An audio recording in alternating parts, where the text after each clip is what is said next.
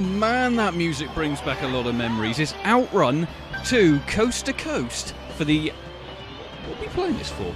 PlayStation 2, that's it. PlayStation 2. I gotta say, many years I played Outrun and Turbo Outrun for the Sega Mega Drive. Actually, I even owned that on the Amstrad.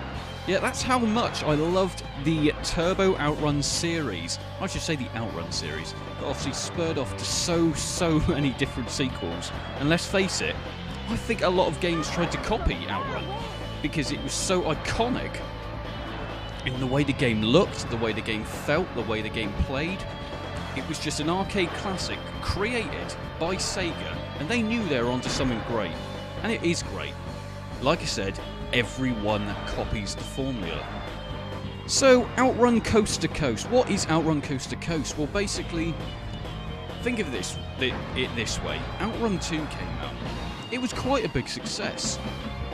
Obviously, because it was so successful, Sega said, I'll tell you what, let's make a new version. Although it's not a new version. But there are subtle differences. So they brought out Outrun 2, or 2006 Coast to Coast. Now you do have the standard Outrun 2 game. On top of that, we have the Coast to Coast part.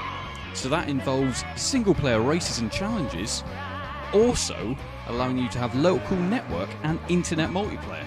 Obviously that multiplayer has since been and gone, the online part obviously.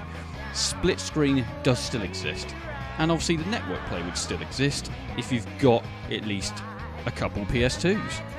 And that's fun, that really is fun. Get a friend over, get a PS2 over, well, you'd have to have two.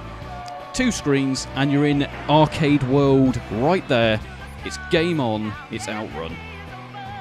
The iconic red Ferrari does make a comeback as well. Obviously you can see I'm not really using it here, because I haven't got too far in the game. Failing that, well not failing that, telling you the truth, I haven't got very far in this game. I'll be quite honest, but that's not because it's good. Not at all, because this game is absolutely stunning, and I do want to play it a lot. The soundtrack's really funky. You do still have the option to select the driving anthem, let's call it that, driving anthem to actually get, there it is, that's the car.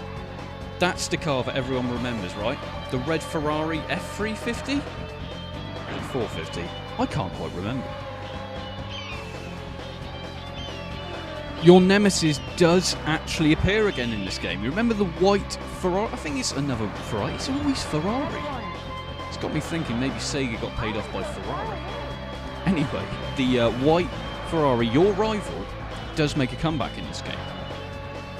Now, there is... I can't remember the name of it. It's literally called Do Not Lose Your Girlfriend. Now, you've got a female passenger, and what you have to do is make sure you don't lose your girlfriend. So, the rival car, you have to make sure you beat it now on every single race. Every time you pass it, she basically fist pumps, hearts go in the air, it's all rosy. If you don't, you will lose that girl. And let's face it, it's hard to get a girl nowadays. Is it? Yeah, no, it is. It is hard to get a girl nowadays, so you want to make sure you keep them, you treat them well, and you take them out in that nice Ferrari, and always remember, take over the white Ferrari, because you'll always win. So what do you gain here? So in the game, you can get Outrun miles, and what do you do with these Outrun miles? And basically you use them to unlock extra things. So be that new cars, new upgrades, new levels, not really upgrades, mainly cars and levels, because there are only a few when you actually start the game. So to unlock them, get Outrun miles, just keep racing, get more and more, and then you can go for it, unlock everything to your heart's content. Bang, you've got it all there.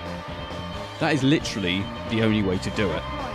I think it's a great idea though, because there's no real goal in arcade racing games generally, so they've tried to do something slightly different here, just to keep you kind of going back, because obviously these levels are generally all the same. They do look slightly different, but they control exactly the same. But then I suppose you don't really want the controls to change too much.